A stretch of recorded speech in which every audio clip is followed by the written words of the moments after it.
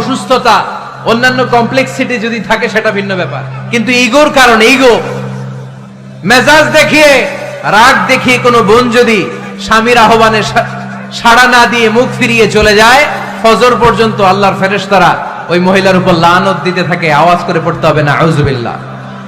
আবার বিশ্বনবী বলেছেন, খবরদার, রমজান ছাড়া কোন নফল রোজা কোন স্ত্রী যদি রাখতে চায়, নফল রোজা রাখার আগে স্বামীর কাছ থেকে যেন সে অনুমতি নিয়ে নেয়। নফল রোজা, আওয়াজ করে বলেন, কি রোজা? ফরজ রোজা না। দিনের বেলা যেহেতু রোজা রাখতে হয়, কোন নারী, কোন যুবতী নারী, বয়স্ক নারীদের কথা ভিন্ন, কোন যুবতী নারী যদি নফল রোজা রাখতে চায়, সে তার স্বামীর পারমিশন নেবে, কারণ হয়তো স্বামী দিনের বেলা স্ত্রীর সঙ্গ চেতে পারে, ঠিক কিনা?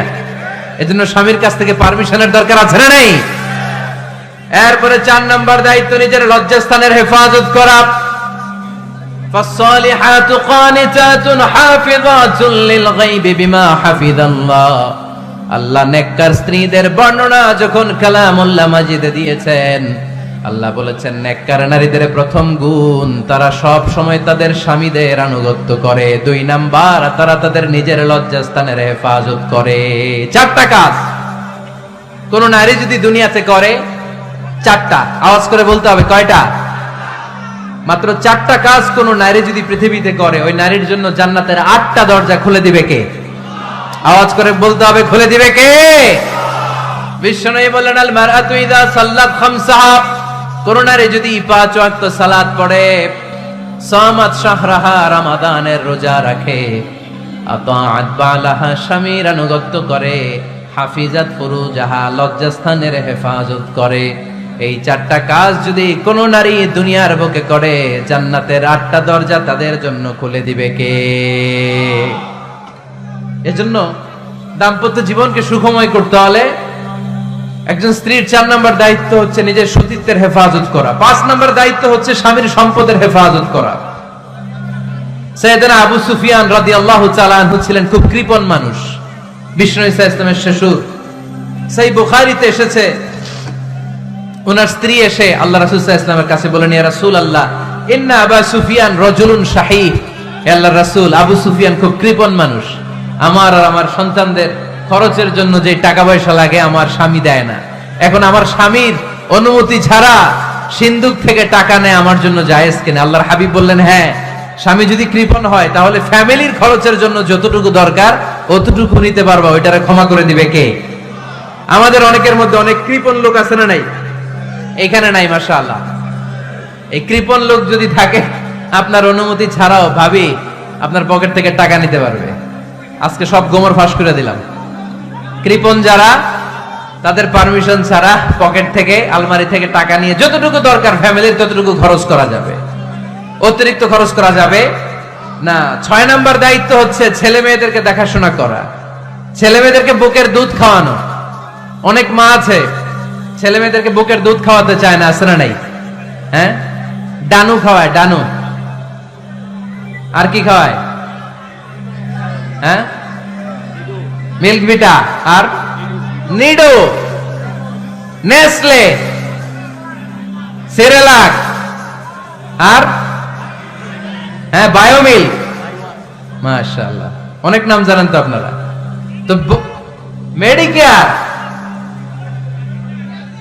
তো এই বুকের দুধ খাওয়াতে চায় না অনেক মায়েরা। মায়েরা যারা আছেন প্যান্ডেলে, আপনার বুকের দুধের মধ্যে বাচ্চাদের জন্য আল্লাহ রাব্বুল আলামিন ন্যাচারাল ভ্যাকসিন দিয়ে দিয়েছেন। চিল্লায় পড়েন সুবহানাল্লাহ। ন্যাচারাল, প্রাকৃতিক টিকা, বাচ্চার জীবনের প্রথম টিকাটা, সন্তানের জীবনের, নবজাতক শিশুর প্রথম টিকাটা আল্লাহ তাআলা মায়ের বুকের শাল দুধের ভেতরে দিয়ে দিয়েছেন। সুবহানাল্লাহ পড়েন। টিকাগুলো তো বাজার থেকে কিনতে হয়, প্রথম টিকাটা আল্লাহ ফ্রি দিয়ে দিয়েছে। সুবহানাল্লাহ পড়বেন না? এজন্য রাব্বুল আলামিন বলেন, والوالدات يرضعن أولادهن حولين كاملين لمن أراد أن يتم الرضاعة। দুনিয়ার প্রতিটা মায়ের উচিত টানা 2 বছর তাদের সন্তান সন্ততিদেরকে দুধ খাওয়ানো। কয় বছর? আওয়াজ করে বলতে হবে, কয় বছর? মায়ের বুকের দুধ যে ছেলেগুলো খায় না, এদের ব্রেনের গ্রোথ হয় না। এগুলো হয় বলদা নাম্বার 1। কি হয়? বলদা নাম্বার 1। ফার্মের মুরগির মতো এগুলা। ফার্মের মুরগি দেখছেন? হ্যাঁ, ফার্মের মুরগি দেখবেন যে দোকানে যখন কিনতে যাবেন, এটারে নিয়ে যেখানে ওজন করে ওইখানে বসা রাখলে ওইখানেই বসে থাকে, আধা ঘন্টায় উঠবে না, এটা বসেই থাকে। আর গ্রামের মুরগি দেখছেন, দেশি মুরগি, ধরতে পারবেন এটারে? খবর আছে, ঘাম ছুটায় ছাড়বে। তো মায়ের বুকের দুধ যেগুলা খায় এগুলা দেশি মুরগির মতো, আর এই নিডু খায় যেগুলো, এগুলো 1 নাম্বার বলদা হয়, আর ফার্মের মুরগির মতো হয়। ঠিক কিনা? উদাহরণটা দিলাম এই জন্য, আপনার সন্তানের ভবিষ্যতের কথা বোঝানোর জন্য উদাহরণটা দিয়েছে। বুকের দুধ খাওয়াবেন, এর মধ্যে আল্লাহ তাআলা এমন নিউট্রিশন, পুষ্টি গুণ দিয়ে মায়ের বুকের দুধকে আল্লাহ তাআলা সমৃদ্ধ করেছে, বাচ্চার ব্রেইনের গ্রোথ হয়, বাচ্চার হাড্ডিগুলো খুব শক্ত হয়, সে ইনফিরিয়রিটি কমপ্লেক্সে ভোগে না, হীনমন্যতায় ভোগে না, জীবনের যেখানেই যাবে সেখানেই সে হবে সফল। চিল্লায় বলেন ঠিক কিনা?